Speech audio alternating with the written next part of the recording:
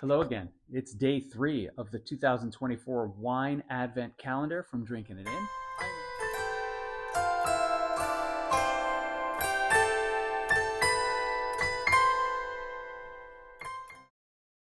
I am your host, Chris Cassara, and today we are going to talk about Tempranillo. This is a red grape that is typically grown in Spain, right? Tempranillo is, it's really lovely, right? And sometimes you don't even know you're drinking it because you may have heard it referred to by another name like Rioja, right?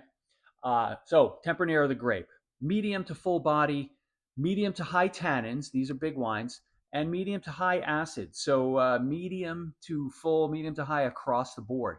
I think the dominant flavor profiles that I tend to come across are cherries, plum, tobacco, really nice notes, and a lot of these have the majority have oak tree.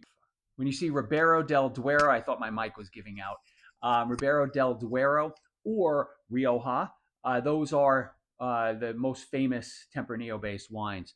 A really good wine, again, well distributed, well priced, and quite delicious is the Emilio Moro Ribero del Duero that I've profiled here on the channel recently.